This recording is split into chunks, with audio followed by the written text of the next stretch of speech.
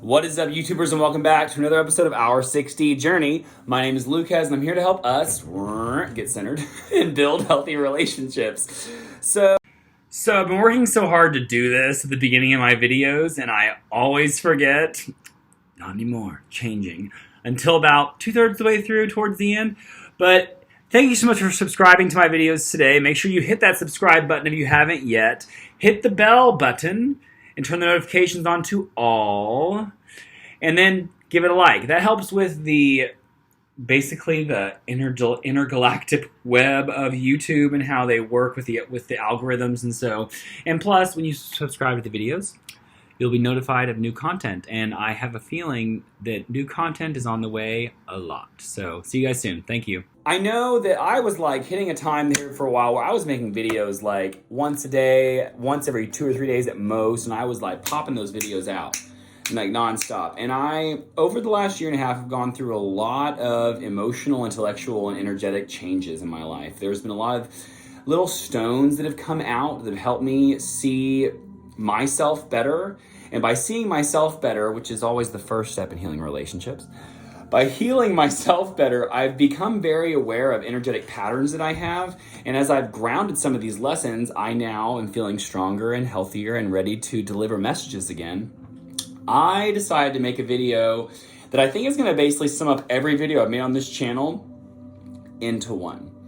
So today, we're talking about codependency and how it is it affects our lives, how it is that it affects ourselves internally, how it affects the relationships we have with others, and how it affects them internally based on our choices and our decisions and our energy. So I have a lot of notes here.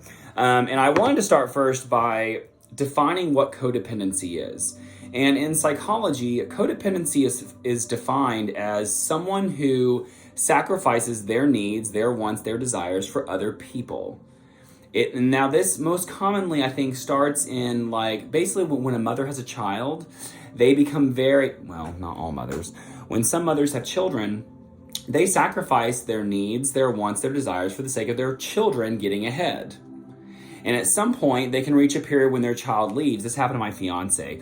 When his mother lost both of her children to leaving and going to the outside world, all of a sudden her sense of self-worth was completely emptied. And she didn't know who she was, what her purpose was, what she was doing, where does she go on a day-to-day basis, who does she talk to, what are her needs. It all got shifted because there was a codependent tendency. Another way of defining codependency is someone who finds the need to save other people.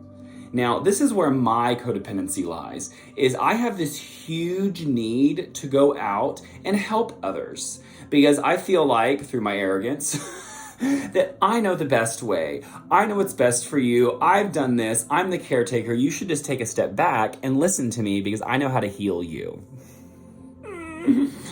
Oh, man. And I think what happens a lot is that, there's this energy that shows up with codependence where we attract people that need to be healed, that they don't have self-power either. They have their own codependency issues. And it's almost like two different codependents come together. One codependent is completely lack of self, doesn't know how to define who they are. Other codependent feels like they know themselves really well, and they need to go and save everybody because that's something that they've become accustomed to in their habits, in their life. It's a habit they've taken on. Now, the reason why this is bad to be a codependent is because for me, I, for years, would define my worth, my value, my appreciation, my respect for myself on whether or not I was able to save someone, whether or not I was able to heal someone, whether or not someone took my energy in and gave it back. I was giving my energy with an expectation of receiving energy back from people. And when that didn't happen, what would go on? I'd have outbursts of anger. I would have incredibly high levels of stress and anxiety. I'd go through waves of depression, all because I was taking my power, my sense of self-worth, my value, and putting it on someone else. And, this can lead to physical manifestations of being sick or ill. It can lead to feeling burned out and not having energy. It can lead to basically living in disillusionment, where we have defined our reality on a state of perspectives and ideologies that are not actually true, because in the end, people really don't need us, and no one needs you. The only one that needs you are like a child who can take care of themselves, a pet who can't take care of themselves. And what happens to a lot of codependents is that we fill our need by giving to those people that need us, and we never find a sense of self-worth on the inside. Now, that's kind of the psychology perspective. On the energetic perspective, I think what happens is that, when we're babies, you're born into your root chakra. Your root chakra is about survival. It's about staying secure and grounded in yourself. And when you're born, you're in that root chakra, and all you know is survival. You need to eat, you need to poop, you need to sleep. That's all. Nothing else really needs to happen. You need those things, and you rely on other people to give those things to you, right? At that point, you are a codependent. When you're born, you are a codependent being who needs other beings that are wiser, more mature, older, richer, to come in and take care of you. But then what happens is, as we're children, we slowly work up our chakras from the red to the orange to the yellow, green, blue, indigo, violet. And when we get to the orange chakra, that's when we first start relating to other people. It's when we are able to feed ourselves a little bit. We're able to take ourselves to the bathroom. At that point, we have to start building relationships with people, because we don't need those people anymore. We want those people. And then we get into yellow, we create a sense of self. Green, we start realizing what it means to have compassion and empathy for others. We step into our truth of what it is that we believe about ourselves versus others. And then we could keep going all the way up into like the 22nd gold shining chakra of all-knowingness, 12th dimension, but let's not go that far today. Now, that's what codependency is. That's my first note card. Let's pass that note card. This is where it gets really, really juicy, and where you're going to know if you might have codependent tendencies. And to be honest, I think all of us do. I think everyone does. And I think no matter what, we're going to be working through those issues our entire lives. Even when we manifest some sort of change and we really build a sense of self-worth, at some point, codependency is going to show up again. Life's going to test us again. Now, here's how codependency can develop. And when I heard these things, and I've been watching videos and reading blogs, and when I realized some of these things, I was like, oh, that makes total sense. So, number one cause of codependency is childhood trauma. Okay, the first thing that's probably the most common with people is that when children are neglected or abused, say they have a parent who, after the child gets to a certain age, and even when they were before the age of, say, 4 or 5, that parent is very self-involved. They're all about going and taking care of their friends. They don't give the child a lot of energy. There's a lot of neglect there. They think that they're the most important thing in the world, because I guess maybe they weren't codependent. Maybe they were. It's a long, vicious cycle, and it's really hard to figure out. As they neglect that child takes basically their worth and their value, and they start framing it in the perspective they have. They're going, okay, well, my needs are not as important as my mom's needs. My physical desires and cravings aren't as important as my friend's physical desires and cravings. And through that neglect from parents, teachers, friends, they basically build this energy of going, I don't have worth. The only way I get worth is if I go and please that person, to make them value me, to tell me that I'm important. Now, this can happen through neglect, but the way it happened in my life and how it manifested for me, second way you can kind of basically be brought into codependency, is when a child is forced into a role at a very young age that they weren't ready for, having to step into an adult role. And for me, what happened was, my mom got married to my dad, they got divorced. My mom got married to another man. They got divorced. Second child came out of that one. She didn't get married to the third man, had a third child. And my mom as a single mother, had to work a lot. So from a very young age, I found myself getting up in the morning, helping myself get ready for school, helping my sisters get ready for school, having to be home in the afternoon when mom no longer was home, and having to basically make sure that people were doing their chores. Make sure I was taking care of the house, getting dinner prepared, having to really manage things that at that age I probably shouldn't have been doing. And the positive side of this is that I learned responsibility at a very young age. And so, I can sit here and frame my childhood adult role as, oh, negative, it's so bad, I was neglected, I was abused, I never got to be a child. But I look back a lot on it, and I think to myself, I'm so glad I got those responsibilities. There have been emotional, energetic, and intellectual habits I've built based on those responsibilities that have been negative, but they've shown me the way to help other people get out of codependent relationships, especially in my field of work as a healer and as basically an emotional intuitive / counselor guider, is I've learned how to recognize those patterns and be able to show someone, hopefully with a decent amount of grace, how to work through those patterns on themselves and grow through it. Because, there was always a sense of me externalizing my worth. If I didn't feel like I was helping people or getting recognition for what it is I wanted and did, then I would go back into this codependent stage of anger, frustration, lashing out in depression, anxiety, making other people fill my cup. I'm in a bad place, so I'm going to talk until you make me feel better, which it doesn't work like that. It just doesn't. It doesn't work like that. It doesn't ever manifest self-healing. It just doesn't do that. And a lot of this goes back to what I said before about when we're going through our chakra system, and we're basically upgrading from red to orange to yellow to green to blue to violet to silver to up to gold. When we're working through those chakras, because they're dysfunctional, that's what causes a lot of the issues to surface around us with codependency. And most people, as they become adults, they're so responsible, because for me, I thought for years I was being altruistic. I was giving people help because that was my calling. That's what I was supposed to do. I was supposed to lend a hand and give people my wisdom. And that's all fine and dandy when everything's being reciprocated. But it's when the relationships show up that you're giving and giving and giving and you're not getting back, that your codependency flares up and you have emotional outbursts. And that, because the thing is, if you offer someone help and they don't take it, it's not supposed to offend you. If you're strong inside yourself and your sense of self-worth is strong and your yellow chakra is on, when someone tells you no, okay, thanks, good, thank you, have a nice day, move on. Third card. So we already did that card. Cards are for fun, right? Now, I'm going to try to read some of these a little bit to help everybody. Signs you're codependent. 1, you have a need to control others. And this has to do with your need to externalize your value and your worth on helping other people. So when they're not doing what it is you want, what it is you think is best, what it is is right, you don't get to control them. And then all of a sudden, boom, yellow chakra explosion, anxiety, fear, stress, boom, red chakra explosion. I'm not safe. I don't know where to go. I feel insecure. Sign number 1. Sign number 2, and I've already said a lot of these things, is having stress and anxiety, and it kind of relates to the controlling one, because we have stress and anxiety because we feel powerless. When we can't get in and get to someone and convince them of what it is that we know is right, we lose our sense of power, because again, we're externalizing our worth, our value, our appreciation, our love that should be inside out there. And that's not helpful, is it?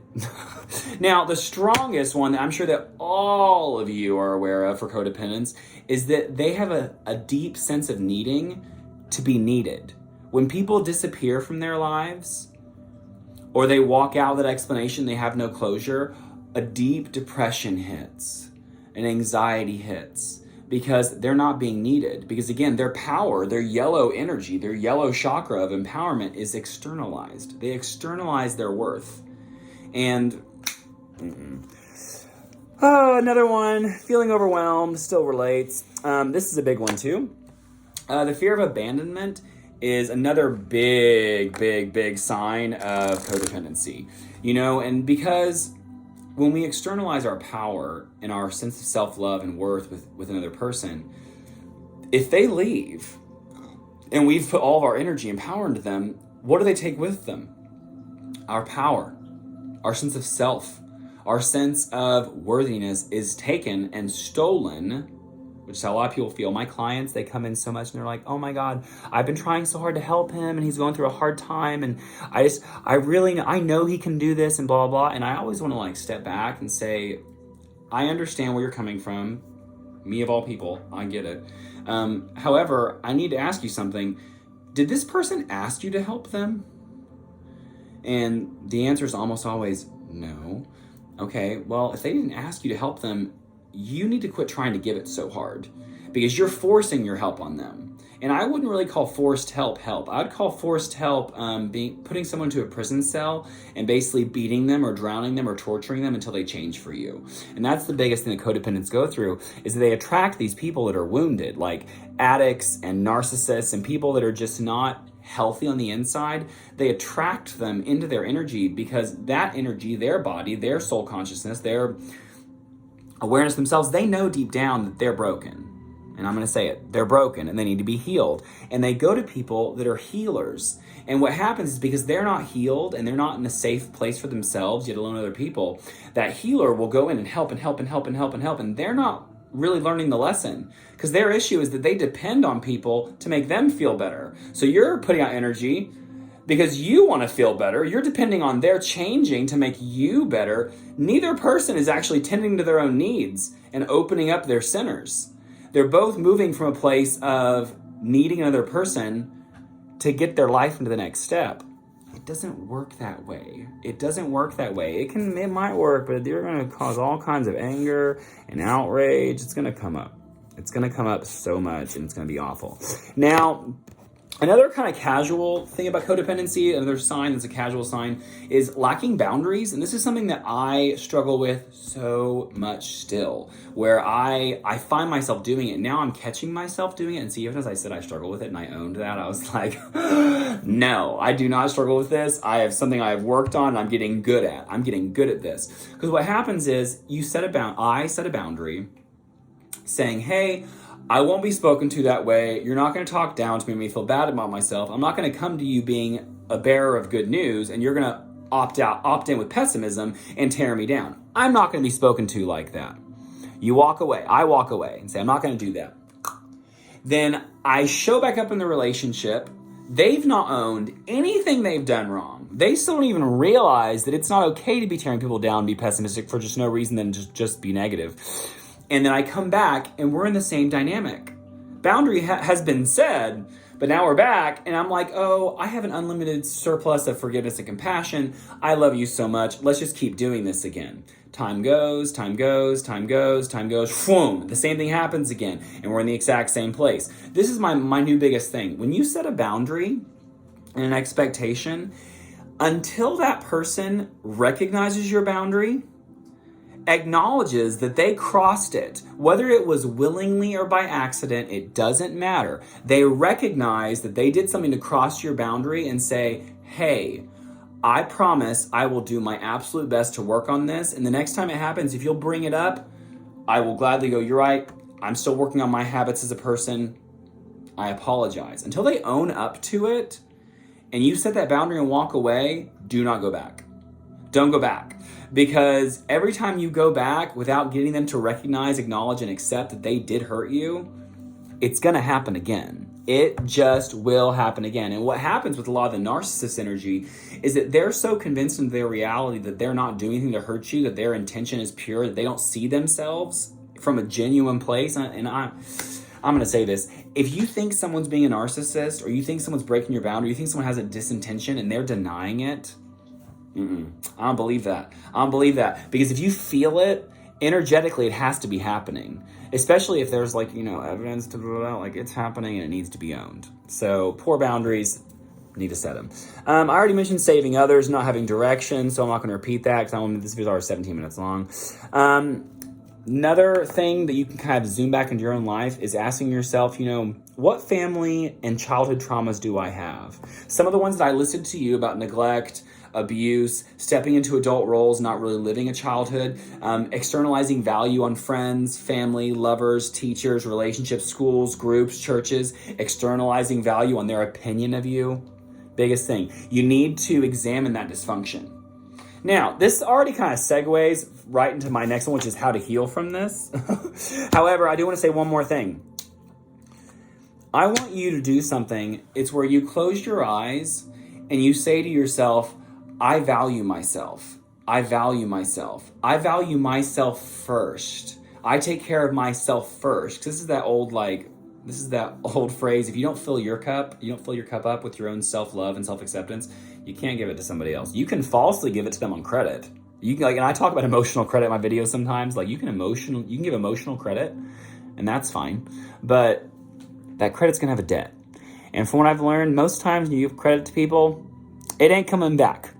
Now, if you have like a relationship of giving them and they give and giving them and they give, guess what? You're in a healthy relationship, but that's not emotional credit, so don't count it as that. Now, my last card is how to heal from codependency. This is a ritual I do. I like to burn some incense, light up some candles, get a meditation track on. Like right now, I have a meditation track on that's labeled, what's this one called? Heal Your Past and Let Go of Your Pain. It's on YouTube. It's pretty great. I put a meditation track on and I begin to reclaim my power. And the best way you can do this is you can kind of examine your relationships you've had from childhood through adulthood, examine them, and after everything I just told you, find out when the moments were that you were moving from a way that would lead to codependence, or people were moving in a way that would lead you to codependence. Reevaluate all those relationships. And once you start evaluating a relationship, say it's with a parent, and you realize, oh, this is one of the reasons why I have codependency to issues, then you say, I love myself. And I'm just going to make this up as I go right now. You can make your own affirmations. I love myself. I know that at the time of that energetic exchange, that is where my consciousness was. I gave away my power to someone else because I didn't value who I was. I lovingly and wholeheartedly now reclaim and reinitiate all of my power back into my body. Even as I just said it, I wasn't even thinking about someone. I was just saying it.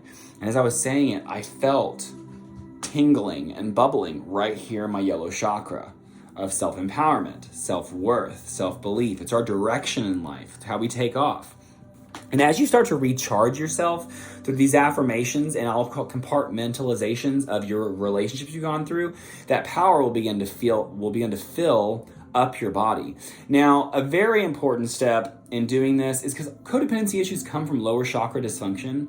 And some people will try to like centralize it on one chakra, but I think honestly it comes from all three chakras. And it's always best to start in the lower chakra of going, I am secure. I am safe.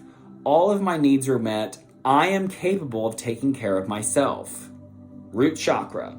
Ground that chakra. Connect it down to the earth. Visualize that chakra like an anchor leaving your body and seating itself deep into the earth, right at the core. Find the energy and pull it up. After you heal that one, move into your next chakra. This is your chakra of sensuality, creativity. It's when you first start really working with relationships. And you know, the number one way to heal that second chakra is to be creative, to move, to go write something, to do a painting, to go on an activity of a hobby or a dance or a singing lesson. Do something that's going to help create your sense of self-empowerment through because we're all creative, sovereign beings, right? We are creative, sovereign, God-eyed beings that are moving through the universe through our own will. And hopefully with the will of Source and the divine creator of both Father and Mother energies, hopefully we're embodying that as we move, but be creative. And the third chakra, I'm not going to talk a lot about because I did a few minutes ago, but it's reclaiming your sense of power and knowing that you have worth that's totally internalized, that you value, love, appreciate yourself on the inside. And then from there, once you've gone through this healing and you ground and integrate all the energy into your body, there's nothing wrong with helping people. You know, when I had this thing on here, they have a deep-seated need to sacrifice themselves or to save others. That can still be part of your calling.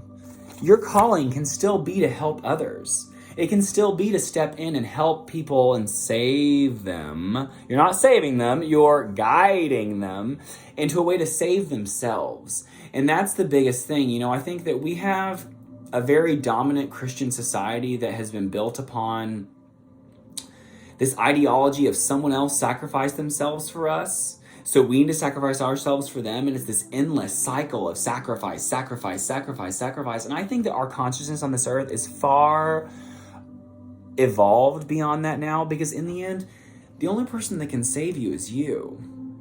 Because as long as you're waiting for someone else to save you in any way, financially, emotionally, intellectually, spiritually, your home life, if you're expecting someone to save you, you're never owning your own power. And you're always giving your power to somebody else. And that does not lead to feeling enlightened. It doesn't lead to feeling independence and loved and having that sense of self-worth. It doesn't lead there, and it never will, because you're externalizing your power, when in fact, it's inside. It's inside. What I took from the Christian religion, and I hope this resonates with as many people as possible, is that love is the way. Loving the self and loving others through compassion and empathy, it's the way. No matter what's happening, what external sins, or we'll call them bad choices these people are making, no matter what they're making, we can still love them and not judge them and know that we have our own set of choices we've made that don't really make that much sense. So letting them go through their path, and if they show up and they want guidance and they want energy from you, and there's like a back and forth energy going on where they want to be receptive and help, then share. But stepping in and trying to save someone, it just, oh man, it seems like it's fun. It seems like a lot of fun, but I'll tell you, the number of times that it falls down, it's like you do it and it works, and you get 9 times, you get 9 points, and then you do it once and it doesn't work at all, and you lose 15 points, and now you're 6 points in debt. Not worth it. And I think that this is the last thing to leave you with is, I was thinking about this yesterday while I was driving.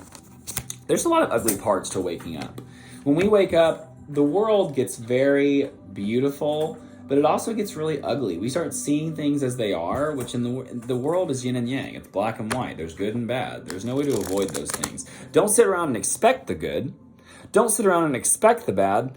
Sit, stand, move, and observe what's happening. And find all the lessons inside of it. Find why these relationships showed up. Why do you have these codependent tendencies? Why were you neglected? Why were you put into that early adult role? Why? And when you find that why inside and you go, you know what? I'm going to change now from within, things on the outside begin to shift. Heaven is on earth, and so is hell right now. It's not a different dimension. It's not a place when you die and you go there. It's where you are right now. And whether or not we die and then the world is over and our souls recycle back to home, or we recycle back into another body, that's irrelevant, because we don't know. And you can have faith for whatever you want, but your faith is still in the future. You're predicting what might happen, when in reality, peace and heaven is found within the now moment. And taking that energy into yourself and going, I'm going to make my now the best that I can. Even when negative shows up and positive shows up, I'm not going to give too much weight to either one. Because if I'm putting a lot of weight in positivity and neglecting negativity is going to come bite you in the butt. It's going to come get you from behind, and it ain't going to be pretty. However, if I'm also focusing on negativity, the world's evil, I'm a pessimist, the world's going to end, the next bad thing's just right around the corner, I'm not allowing the positive things to come in because I'm too focused on negative. The path that is best for us is the middle of just observing, of conscious, beautiful, loving, receptive, divine feminine, divine masculine observance, and just letting things happen, because every day we have this opportunity to take care of ourselves in an energetic way, in a spiritual way, in an emotional way, in an intellectual way, a physical way, a financial way. I'm sure you can keep going on and find 10 things. But there's all these coins, and we need to always make sure that we're making our own investments strong first before you externalize and give it to someone else. Because one of the lessons I learned about gift giving, and I still at times have to remind myself of this, is that when you give something out, it's best to not expect anything back. Zero expectation of getting anything back from that investment. Because then you're giving it wholeheartedly, and then what happens is, okay, so you create this energy, self-love, acceptance, power, belief in the self. I have this energy, I take it out of myself as a seed, and I give it to someone else. I put it in, knowing that seed's gonna grow, and then I work on me again. I build up my own seed. Build, start taking branches. You think it's like propagating plants. Take out the seed, build, seed. The flaw comes when we give that seed of acceptance and then we want someone to accept us. Because if you actually accepted yourself and because you can't accept someone else unless you accept yourself. If you accept yourself and you accept them, that's all that needs to happen. It doesn't need to come back. You don't need acceptance. It's nice. Validation's nice, isn't it? It feels good, but we don't need it. And it's kind of like I've been trying to do this thing at work, and it hasn't been going very well with me trying to get this job posting in my current job. And I finally came to a point where I was like, you know what? I know I'm a good teacher. I know that I have what it takes to do anything I want. And as soon as I validated myself, a week later, validation started coming in. And I was like, thank you so much for the validation you gave me about the validation I had already given to myself. That feels really good. Thank you. And so anyway, here we are, codependency, time to heal it. You guys have a great day.